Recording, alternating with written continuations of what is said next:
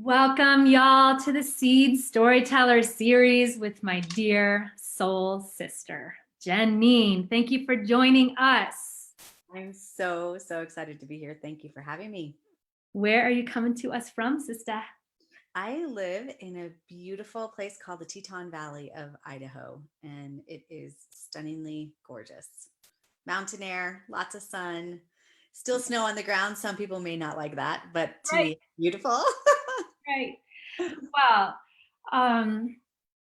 wherever y'all are coming to us from, whether live or on the replay, whether here in Colorado where I am or some other place in the United States, we welcome you and we believe there are no accidents. If you're here with us, this is the stuff of destiny, and we believe that there is going to be a spring in your step, some hope in your heart by the end of this conversation. This will go 45 minutes. We'll wrap up at 1:15. And this conversation with my soul sister Jeannine is all about, it's part of the Seeds Storyteller Series around difference making in the context of what is happening right now with the corona crisis, the global pandemic. Whether you are at home with your kids, working from home, out of work, working, having a great time, struggling, all the whole gamut of our human experience, we want to kind of circle the wagons and gather and lean in and hear each other's stories on how we are each individually, uniquely navigating these just disrupted yet invitational days. And the invitation we hope for each of you is to find your story in the story of Jeannine's when she's here to talk to us about focus and strength and hope and how she's making her way today in this very challenging and full season. So we're going to dive right in, Jeannine, and I would love for you to give folks a glimpse of who you are and why it is that you wanted to come and share your story here on the Seeds Storyteller Series. Sure. So I would say I'm a sojourner, and that I have been wanting to grow spiritually for as long as I possibly can remember. And so I write. I love to write. I create content for different social media platforms to encourage and inspire people. I'm a public speaker, so I sometimes go and I teach. I love to teach on how to hear from Creator and how to especially interpret dreams. I've been doing that for a number of years. And I'm a wife, I'm an artist, and I love connecting with Creator as much as I possibly can all throughout my day, and find that source of inspiration in terms of how to live intentionally, and especially in the times that we're living in, how to live with joy is especially important. And so, yeah, that's a little bit about what I do. And all links to all of, I shouldn't say all, to many of the ways you can loop in with Jeannine's beautiful world and message and just heartbeat to encourage and really companion people in whatever season we are all in is in the write-up. So by the way, she also a link to her brand new book, which came out recently, is also in the write-up. I have it and it's a gem. So Jeannine, will you talk, because I know what you spoke to it just now, one of your great passions is to, especially right now in the midst of what's going on in our world with the coronavirus pandemic, what would you say are some of the ways that you, through your years of study and personal journey, feel like people can find their own personal connection with the Creator, with kind of the unique heartbeat that each person has in terms of their spiritual journey? What would you say are some of the things that you love to share on how to guide people to listen and find and hear from Creator? Yeah. So that obviously has changed for me over the years. And I would venture to guess that everybody who's listening to this call, obviously everybody has their own spiritual journey. And so for me, growing up, I used to go to church, and I used to go to church every Sunday, and that was sort of the only connection for me with Creator. And other than we used to pray at meals and things like that. And it was over, as I got older, finding that personal connection became more and more important to me. And that first happened in my teen years.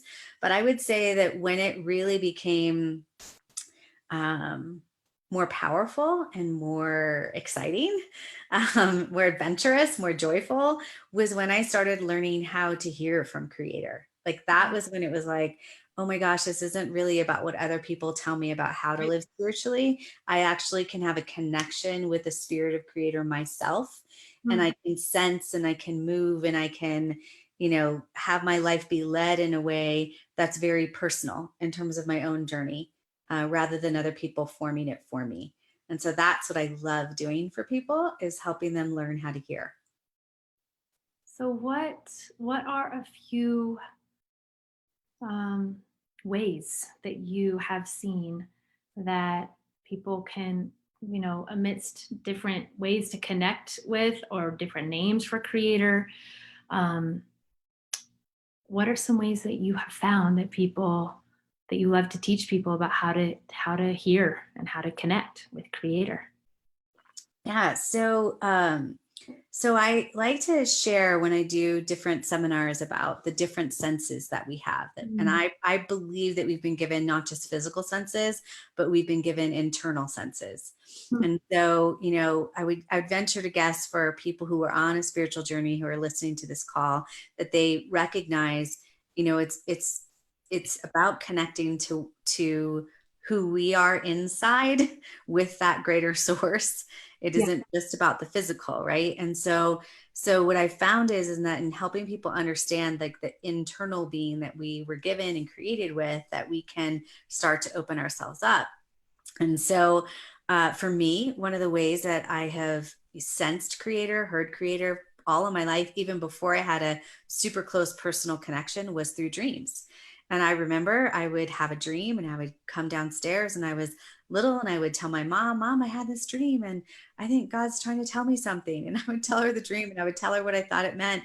And amazingly, even though listening to dreams was not part of her faith tradition, it wasn't something that she ever understood, she would listen to me and she would just Mm. encourage me, and she would say, you know what? I think you're right. And so that has been one major way. And I know we'll be talking about that a little bit later in the conversation. But what that points to is that there's a way to visually catch pictures that come Mm. from Creator. And that doesn't just happen in our dream life, that can happen in our everyday world. So we have obviously our physical eyes, but we also have spiritual eyes. Mm. So those spiritual eyes are like, how many times are you're going about your day and all of a sudden you see like a flash of a picture of a friend come to you. Right. And then the next day they call. Right.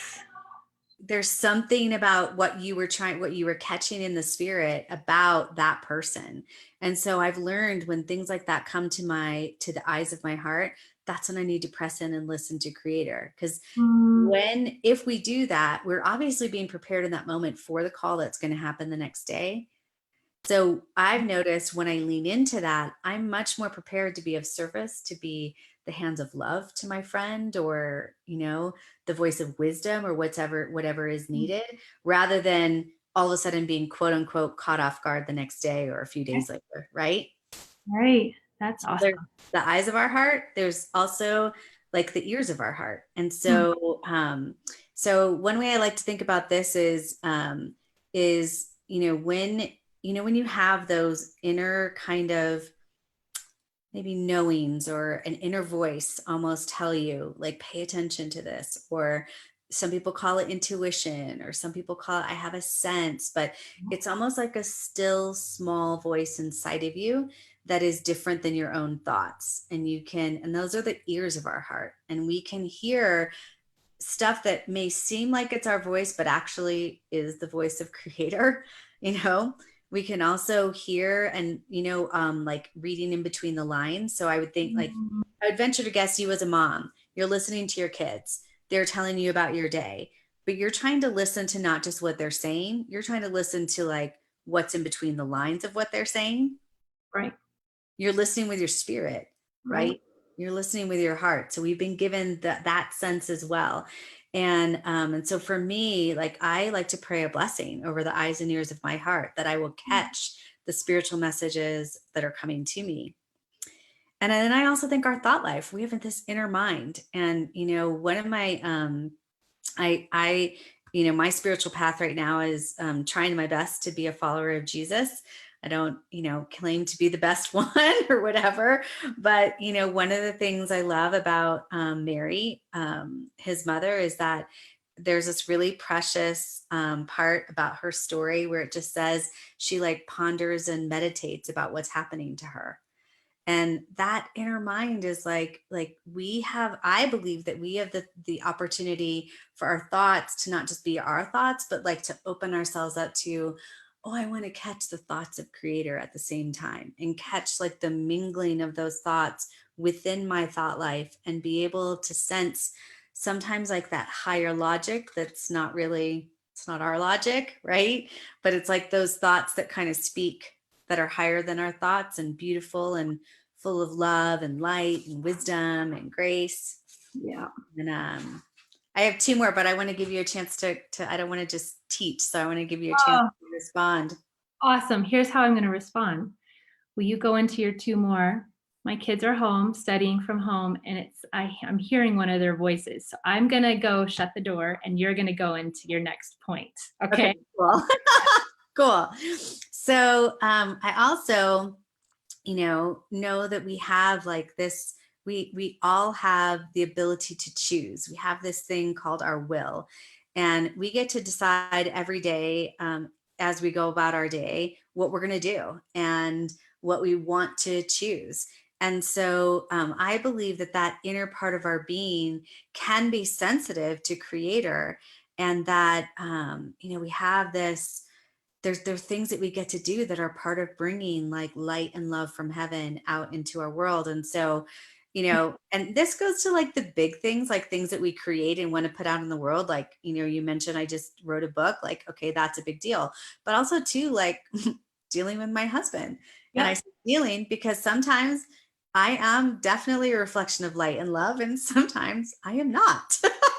And my will is like, I get to choose, right, with my will, how to do that, and sense sort of, gosh, what might be the best thing, what might be the right thing, what might bring Mhm. hope, what might bring grace and peace and light into our home, or what can be selfish, and those other things. And then the last one is just emotion. And so we have our own emotions, but I also believe that we have emotions where we can be compassionate and empathetic, and that we can sometimes catch the heart of creator for other people, other situations. That's one thing I've been really trying to do in this season, knowing how difficult this season is for people. When I go to the grocery store, I try to feel the emotions of creator for people around me. And though they don't necessarily know it, because I don't always say something, in my own heart, I want to pray for what it is that I'm feeling, and that I'm either picking up from them or the creator for them.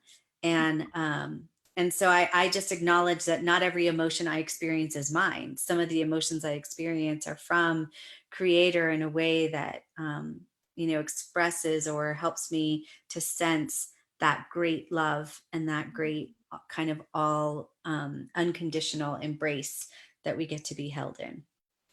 That's so cool. I was just thinking, I hear and I love going on meditation walks or prayer walks. And I was just thinking that we can add the grocery store, like prayer grocery runs and meditation grocery runs. What a beautiful way to add um, just a lot of heart and hope, especially right now, to a very mundane, kind of everyday act. I love that. That's awesome. Yeah. And sometimes that leads us to really great conversations, right? Like if Right? we 'Cause we you're sense something, present. Yeah. and then ask questions of the Mhm. person that, end up leading into a deeper conversation than just a transaction at a grocery, Right. at the grocery counter or whatever, or however but it's been amazing, especially in this season right now when people are confused, and people are uncertain. And, the other day I was at the post office and this woman was just talking about being a sitting duck. And you could tell she was like, she's the one who's working there. She feels like that she has to do her job, but that she's waiting for the virus to come land on her, And I didn't have an answer for her. I don't know how to prevent her from getting the virus. But Yeah. what I did do is I looked her directly in the eye before we left. And I just said, I really pray that you're going to be able to find peace, here. And Mm. that somehow I said, my prayers are going to be that you will be totally protected from this virus. And Wow. I can't stop that, right? I don't know what will happen, but what I do know is at least in that moment, the compassion that had come into my heart, I could at least express it in a way that let her know that someone was caring Yeah. and valuing the work that she was doing. And to me, that's bringing a little bit of light and love into that Oh, moment. sure. For sure. Well, let's talk about, so one of light and love, those are the two L's Mhm. are big, big, big in your, just who you are. That's kind of how you show up, but also in your work, in Yeah. your writing, in your speaking, and in dreams, helping people listen to, I loved how you talked about dreams being things that warn us, can direct us, what are some of the other things? Can you speak to encourage us? Tell us what the Do it right now. prepare us for the future. Yeah. Yeah. So it's giving some thought. Go ahead. Sorry. Well, no. So, I mean, this isn't just like a willy-nilly hobby of yours. You've studied, you have dug deep into a lot of ancient and like researched this arena. So talk to us a little bit about in the light of this day, what do you think are a couple of really important things for us adults, to be watching for as we fall asleep at night and sleep? And then even in the lives of our kids and our friends, how we can help those we love be listening for. Yeah. Yeah. So, yeah, as I said, I've been dreaming all my life. It was in 2002 when I got really serious about studying. And the reason why I did that is because when I was younger, my dreams were like really short and easy to understand. But then they started getting much more lengthy and I didn't readily understand them. And I believe that Creator allowed that so that I would study and that I would understand it and now I know in hindsight, 17 years later, how important it is, because that's a main thing that I do is teach a lot of people how to interpret their dreams. And so for me, it's a way that I've listened, but it's, I started seeing, there were times, and I hope this doesn't freak out some of the people who are watching, but there were times when I would see things like literally things in my dreams that then happened a month later. And in my world, dreams were always just like metaphorical. Do you know what I mean? Like that's the only way I ever looked at them was they were symbols and metaphors of something that Creator wanted to speak. And I wasn't prepared for actually seeing things Real that would life. happen. Yeah, Yeah. in real life. Wow. And so like just one example that's coming to my mind, and it's not specifically speaking to this season, but just to give an example of that. One of my sisters has three older girls, and she's got, I think the youngest of the three is 22. Well, she also has a 10-year-old boy. And in between that, like about 5 years, I think, before he was born, I had a dream and I saw him. And I saw this little boy, and he was like 2 years old, almost 2 years old. He was walking around in his diapers, but he spoke like he was like 35. He had all this wisdom. It was crazy to see him. And I knew that my sister was going to have a little boy, and I knew that I had seen him. I just knew it. Now, when you see something that big of, that's that profound, you don't always say those things, right? To me, those are things that I maybe need to hold on to and pray, right? But there came a time when I felt like I was supposed to tell my sister that I felt she was going to have another child, that it would be a boy, and that this is what he would be like. And she was like, not even close. Like she's like, there's no way I'm not having another kid, blah, blah, blah, whatever, just because she couldn't see it, not because she didn't want one, but it just wasn't her reality. Right. Yeah. Well, sure enough, this little boy's name's Jackson, and he is exactly like that. At my mother's 80th birthday party just recently, this kid stood up at 10 years old to give the welcoming speech. it was like we were all just, that is what he's like. He is wise beyond his years. And that dream was I believe that the creator allowed that dream because my sister needed to be prepared. He came at a Mm. difficult time in her life, a really difficult time. And it was like that dream just gave her such hope. And now little Jackson, like you should have seen him beaming when I told him the story of that dream. Cause I was like, listen, you may have been a surprise to us, but that dream says you were never a surprise to God. And this kid just like lit up. It was so great.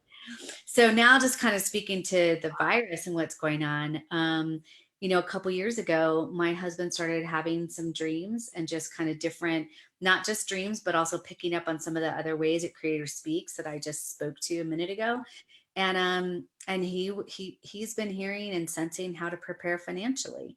And one of the things that a lot of people are concerned about right now isn't necessarily the virus itself, but the uncertainty of our economy and what's going to be the aftermath of this and everything. And thankfully, because we both value dreams so much, and because we value all these other ways that we can sense and we can hear, we were able to talk about those things. And we didn't, necessarily make decisions right away on the back of one dream, but they became part of our conversation. They became part of how we kind of contemplated and reflected on the times that were coming. And I'll be honest with you, I think both of us thought it would be a little bit further out than what it is. So we didn't have an exact, like, things are going to happen this season. Do you know what I mean? Like, we didn't know that this virus would hit this earth and all that this would be shut down, but we have been prepared about economic uncertainty and how to prepare for it. And From so, yeah, from dreams. That's amazing. It is really amazing. And so, there are ways that we can be, when we listen to them, there are ways that we can be guided towards what will be for our very best. And to me, God is eternal light, God is love. And so in the midst of this darkness, those dreams are a way that light is coming into our lives. Yeah. Having acted on those dreams is how light is coming into our lives.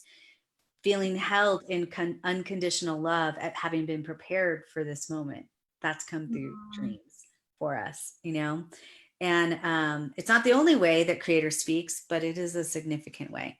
Well, and I know from our years of friendship that you're not a fan of a spider in a dream always means this, like Googling, Right.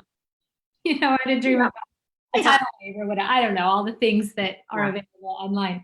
Are there any just kind of just really practical things for people that aren't as well versed in dreams as you are, but without going to the internet to Google? Yeah. So one of the things that I really love to do is to teach people how to connect with creator for meaning of dreams. And so the method that I've studied is the ancient Hebraic method. So it comes from the Jewish scriptures and sort of the way that God speaks. And if you look at like dreams there, and you look at dreams that are there, and also the interpretations that are there, you see that they're all symbol and metaphor. They're not archetypes. It's very different from a psychological approach to dreams. So a psychological approach to dreams says things come up from us, out of us in our dreams. They're like our own imaginations or our own wanting to process through things. The way that I have come to understand them is that they're actually, well, we can have some that are like come from our own soul about our own concerns and stuff like that. There are dreams that come as messages to us, and even the ones that were like our own soul has opened us up to maybe some more negative things, we can connect with creator to understand those. And then we can take what felt as a really negative dream, make different choices. And then all of a sudden we receive a positive message about that dream, if that makes sense. Yeah. And that's been really powerful. And I'm sorry, I think I lost track of your question. Can you tell me your question? No, you answered it, but if you have anything else you can add on. I was just asking about if there are any practical, tangible kind of tools or perspectives. Okay. Yeah. That aren't as studied in dreams as you. Yeah. So it's learning the language of poetry and learning the language of the arts. And so for example, I could tell you common symbols in a dream, and I could tell you their common meanings. But I have, even when I say that in a class that I'm teaching, I'm like, Yeah. listen, I'm going to tell you in general what this symbol could mean. But when I give it to you in general, for example, let's look at a bicycle. Let's look at a bicycle compared to a car. A bicycle gets you from A to Z, but it's going to take a lot more effort than your car, right? So it usually represents the journey of your life. If you're on a bicycle, some aspect of a journey of your life, it's going to require some individual effort on your part to get to where you need to go. If Hmm. you're in a car, that's powered in a different way. You're going to have more energy to be able to do it. You're going to be able to go further faster. Does that make sense? Yeah. If you're a passenger in the car, that means you're not necessarily going to be in the lead in that part of your journey. If you are in the driver's seat, well, then you are in the lead. So it's sort of, you can look at those generally speaking, but let's take, for example, I was once teaching a class and I was going through a whole bunch of symbols and sort of what they generally mean, but encouraging the students, listen, don't memorize this. You still need to engage with creator. I want to encourage you to engage with creator for every symbol of every dream. Don't take it, don't look at a dictionary. And this woman came out to me, now I was in the South, and they can get away with stuff there. It's hilarious with their accent. She's like, she's basically calling me a liar, but this is what she says. Well, I know that you said you don't like use a dictionary, but I don't believe you. Which, like, in a New York accent would be like, you're a stinking liar. You know what I mean? But because the way she was saying it to me, she totally got away with it. But I was like, listen, I know you think that I've memorized symbols, but honestly, I haven't. And I said, but I said, so let's say, and for whatever reason, a giraffe popped into my head at that moment. I said, so let's say a giraffe was in a dream. I've never seen a giraffe in a dream before. But when I think of a giraffe, I know that it's on the plains of Africa. I think of grace and elegance and the way that it moves across the savannah. Maybe it represents grace and elegance, or maybe it represents Africa because that's where, you know, where they are. Or maybe, and I started seeing these giraffes in my mind's eye eating from trees. I said, maybe it means being able to eat from like higher places in a spiritual sense because they eat from the tops of trees. And I literally was just thinking kind of out loud, but thinking, asking the spirit to mingle with my thoughts as I was saying these things. The next day, the very first dream in this workshop was this woman was pregnant with a giraffe. Get out. Totally. Totally. Different day, different group. Different day, same group, but different day. So was And the lady who came up to you and you had the conversation with, was she in the room? yes, and she could not believe it. It was the best. And what it ended up being in this woman's dream, it ended up being she was pregnant with a giraffe, and it was totally, she was pregnant with the ability to eat from like higher places, meaning higher spiritual places. And it was such an encouragement to her that, and so, but you know, I've never seen a giraffe since then. I've never seen a giraffe in a dream. I don't have no, and even if I did see a giraffe in a dream, I don't know that it would mean the same thing. Yeah. So it's really about like learning this language of symbols, metaphors, and also, by the way, you can have puns in dreams too. So sometimes Give I've an noticed. example of a pun in a dream. So like I had a spiritual father of mine once had a dream where he was pregnant and he had to have a C-section in order to get the babies out. And when he woke up from the dream, he felt that C, the letter C, was actually a play on words for the word see, S-E-E. And the dream was to encourage him that he was actually going to give birth to many seers, meaning people who have the ability to have their eyes open to the realm of the spirit and see in a more spiritual sense. Yeah. Never even thought about that before. That's Yeah. amazing. Yeah. I'll say this, it tends to be that like, if you really love puns, it's a way that you kind of hear. Like for me, my husband loves puns. He gets way more than I do. I Oh, get like pretty much symbols and metaphors. wow, that's very cool. Yeah.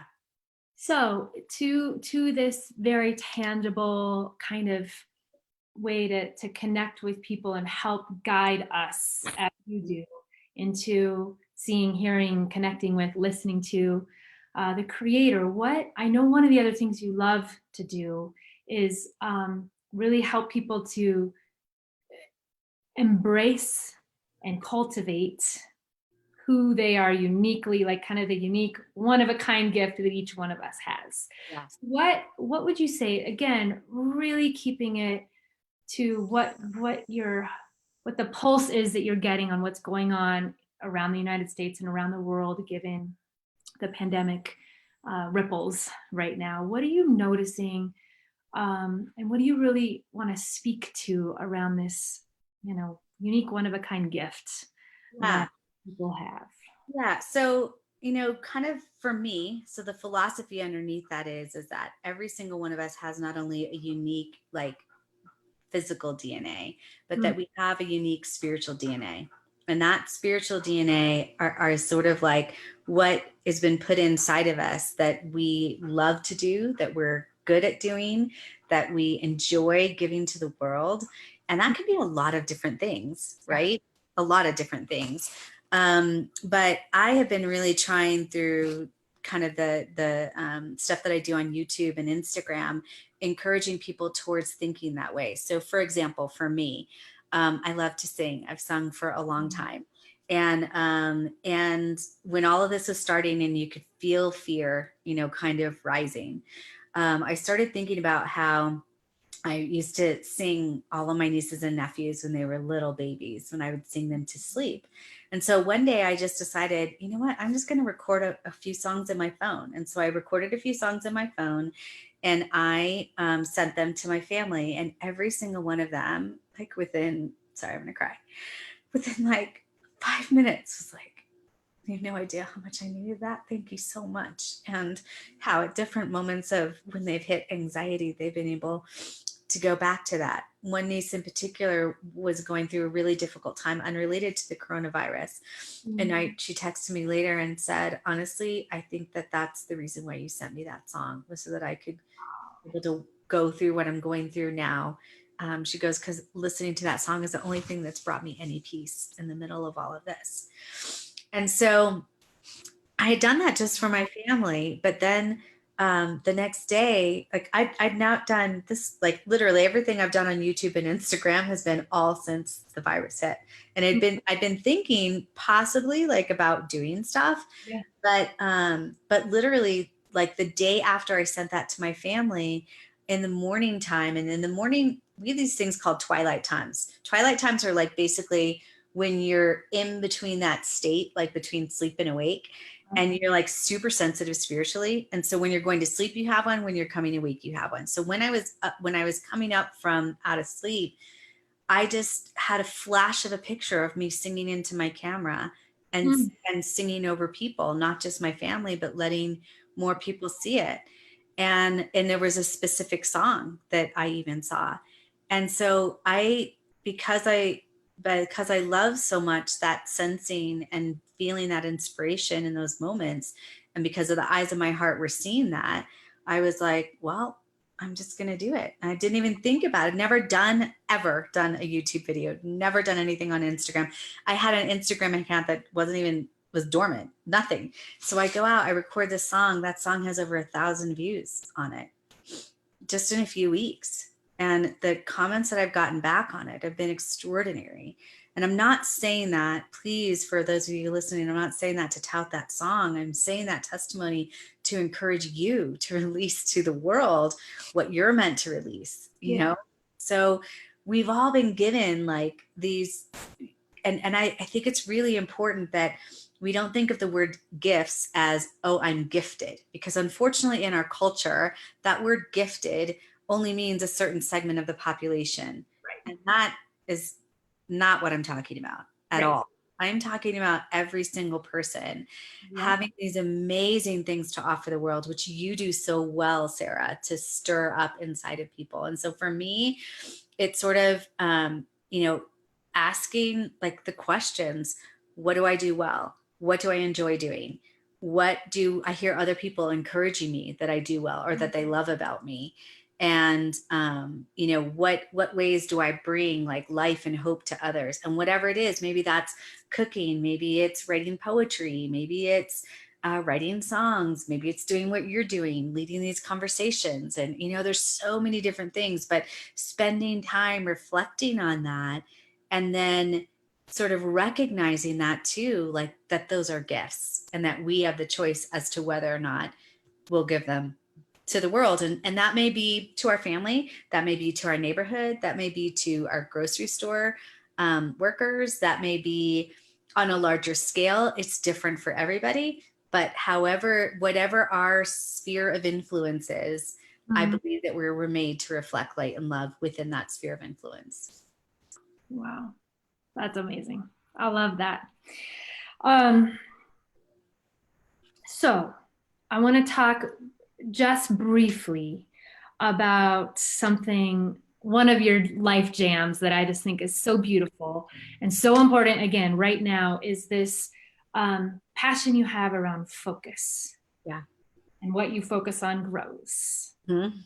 So will you speak just for a minute or two about that, and why that's so important to you and why that's important now? Yeah. So again, same spiritual father who taught me about dreams, a guy by the name of John Paul Jackson, used to say it all the time. What you focus on is what you make room for. What you focus on is what will grow. And so the best way I can share about it is through a story. So I moved to England a while ago. I now live in the US, but when I got married, I moved over to England. And you know, I wasn't even thinking about it, but I was obviously making comparisons between America and here and the difference, or America and England and the difference between living in the two. So, you know how much I love Christmas. I'm a bit crazy, right? I go cray cray, design, decorating the house. Christmas. Totally. So I go to the store. My husband takes me to the store, and I'm like so excited to buy all new stuff because, you know, I can over there, right? But I go to the store and like literally, like, you know, take what you would have available in Target and like dwindle it down to like maybe half of an aisle. That is what was available. Wow. And I started this sentence, like, I mean, he could totally see I was so disappointed. He was excited to take me there. Yeah. I started my sentence with, in America. My husband goes, yes, my love, but you're not in America. And I realized in that one phrase, like, Yeah. obviously I had been doing a lot of comparison. Yeah. And what I realized is that the comparison that I was making was things in America were better than things that Right. were in England. And so I started doing my own, what I've been sharing here, reflecting on that, praying about it, trying to listen for how I could change. And I realized, gosh, if I tried to take everything that's negative that I see here and look for what is good out of it, I'm going to have a different attitude. And I'll be honest with you, I was in that moment. I mean, I'm telling that story as a funny story, but I was like not depressed, but I could have easily gone there. Do you know Yeah. what I mean? Like I was in that place of like, gosh, why am I living here? I'm so annoyed with the small cars. I'm so annoyed with the small streets. I'm so annoyed with the small houses. I hate the weather. I mean, it was bad, right? Yeah. All this negativity. So I started switching my focus. Okay, I don't like the fact that there's small cars and small houses and small roads, but having a small house, that means I'm going to have less. I'm going to consume less. I'm going to celebrate what there is that's good about that. I don't like that we're so packed in, but you know what? That means that most of us live about 15 minutes away from the countryside. I'm going to go enjoy the countryside because it's beautiful. And by the way, when I get there, it's so green because it rains all the time. And I'm going to enjoy the green that I am seeing. And that's what I mean by switching your focus. So, like right now, we're all shut down in our homes, right? Well, for some of us, for me, it's done the opposite of what it's done for other people. Like for me, all of a sudden there's this explosion of work, but I'm at in terms of creating content that I wasn't doing before. But I'm excited about that. I'm excited about what I'm getting to do. I'm not doing events the way I normally do because we can't gather. So all of it, instead of like lamenting over the fact that I'm not doing events and I love being with people and I love the joy and the life that comes from them. I'm not lamenting over that. Instead, I'm like, all right, well, what can I do that has the essence of what I carry in those events and how can I shift it? And that's what's happened, you know, and, you know, that can be applied to so many things. But as we think about what's going on in the world around us now more than ever, when we sense a negative thought coming into our brain, negative perception, negative expectation, it's so important to reframe it to, what's the good that I can see in this? What's the good that can come out of this? And how can I change what it is that I think is a negative and focus on how this is going to benefit me, how this is going to benefit my kids, how it's going to benefit my husband, my family, my neighborhood, or whatever. Yeah. Wow. Sorry, that wasn't short. It was awesome. Every word was just perfect. Okay, good. I love the story. I like sat back and started sipping my tea, by the way. I was like, in story time. Okay, so let's, as we near wrapping up here, let's talk a little bit about soul care. You know, the especially again within the challenges of today. I personally believe that finding the calm in the middle of the storm and the quiet in the middle of the noise and all that health in the middle of this fear about virus and is so important. So in a minute, I'll guide us through just a moment to catch our breath. And then we'll wrap up. But before we get to that, I would love for you to share, Jeannine. You know, you talked about being basically a lifelong pilgrim, you know, been on this spiritual journey for your whole life. So I know you have so many practices and kind of rhythms around soul care. Yeah. What would you say is one kind of practice that you hold dear, especially dear? Yeah. Today, this week, something really, really current in your life. Yeah, so I was doing some thought around that prior to this call. And what I felt like for me, I had not summed it up this way before this call, but as I reflected on how I actually go through this time, these 4 words came to me. When I go to meditate, when I go to pray, to ask some really good questions. Ask the creator to put questions inside of me for the moment. So relating it to what we were just talking about in terms of reflecting light and love. What is it that I enjoy doing? What do I hear people encouraging me about? What is it that, what perspective on my life, perspective can I give away to others? And then when I ask those good questions, like spend some time reflecting. And for me, that's opening up my spirit to creator. Okay, with what you've given me, how can I release that to the world? How can I take what it is that I enjoy? How can I give it away? Then listening. And that to me is so important. I think for many of us, we have the asking and maybe even the reflecting. But when I learned to like stop talking and wait and listen, that's what shifted things for me. And so in that, you know, that's when divine impressions can come in the listening. That's when we can recognize coincidence. That's when we might remember the way that a friend encouraged us. That's when maybe whatever we've read that inspired us, scriptures, poetry, journals, books, whatever it is that we read, those things pop into us. That's the listening that can inspire us. Maybe a dream comes to mind, but somehow listen and capture what's coming, what message is coming to us, and then let that reflection actually inspire us to act. And so actually, I should just say act, not inspire, because we can be inspired to act, but not act. Yeah. So for me, it's the practices. I'm going to ask some really good questions about what's going on in my world. For me, reflecting light and love is sort of what I just talked to you about, but we could do this with anything, right? Yeah. Reflect, spend some time praying, meditating, you know, just sort of receiving encouragement and meditating on what is good in life and all those things, but then listening. And then from that place, garnering whatever hope or whatever strength or grace or whatever it is that we need to then actually make the decision, you know, to then act and live life from that inspired place. Wow.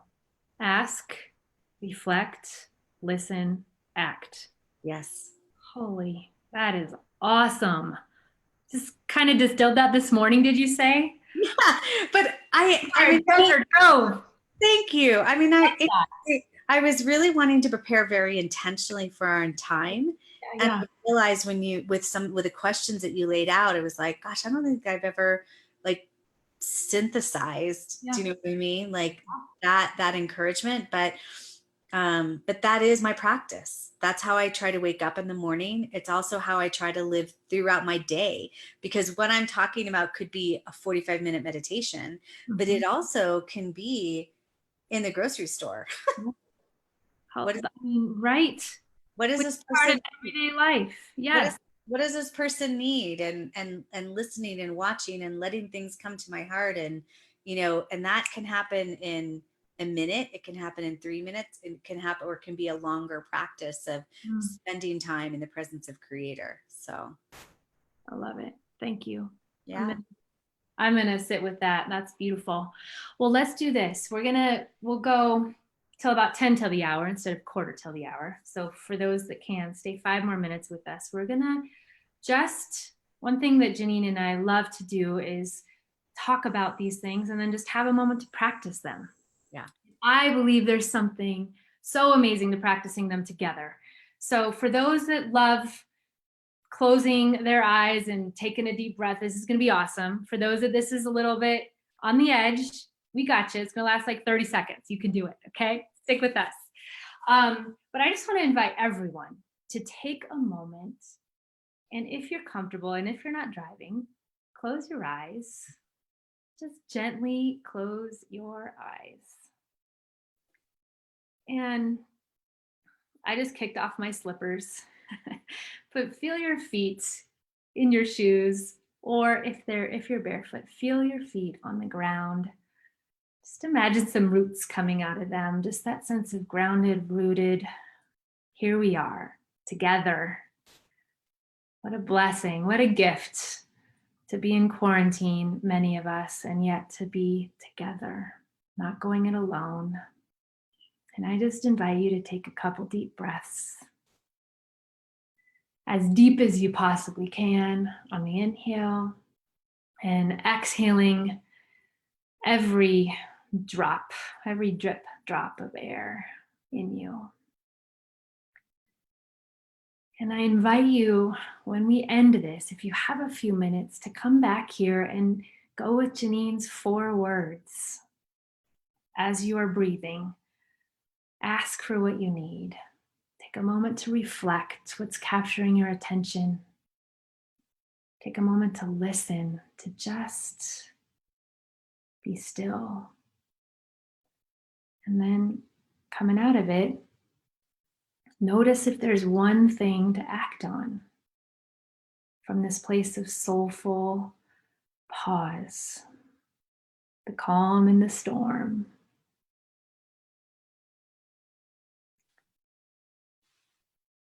So, bat your eyes open. And as we wrap up, Jeannine and I really, before this call, we just said, man, at the very end, we want to together have this moment where we kind of circle the wagons and ask each and every person who has been with us to, Jeannine just spoke to it, to look at what inspired you, what brought tears to your eyes, what made your kind of heart beat a little faster, and you were like, oh my gosh, that's so cool. What is that thing? A moment in her story, something, one of her tips, one of her nudges to open up to the Creator, to Creator's voice, love, light in your life. What's one of those kind of big, beautiful, inspirational pieces? And just take a moment and say, here's how I want to plant it. Here's the seed that I want to plant of action, of intention, of I want to do different. I want to think different. I want to be different because of that big, beautiful, inspirational story of our beautiful sister. And our nudge is to share that with a live person, someone that you trust, that you can say, oh my gosh, I was on this awesome live conversation with this amazing woman, Jeannine, and here's what came to me. Because there's something that happens in the speaking, in this, like as we voice what's coming to life for us, especially as we're witnessed and as we're heard by someone else. And then that person can remind you, remember that day, that Friday, that you shared this with me. We can just remind each other of the things that are important. And please comment below if you're on the live or on whatever platform you're watching this on. Comment. We will come back and continue the ripples of this conversation. So reach out to us as you can. Comment below. Share it with your people.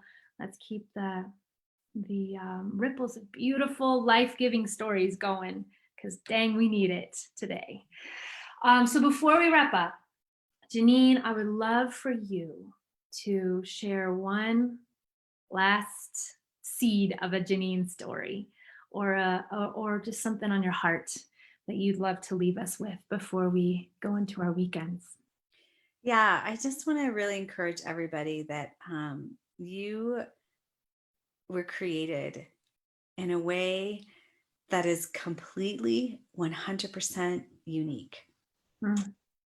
That there are beautiful gifts for you to offer the world, and that the way that you will experience life most abundantly, where you feel like so completely alive, is when you connect with that and you realize, wow, I get to be a reflection of goodness in this world. I can be a reflection of eternal light and unconditional love. And my hope is that there might be just a little bit from this conversation about how we can sense that and receive that, and then live that out in an inspired way.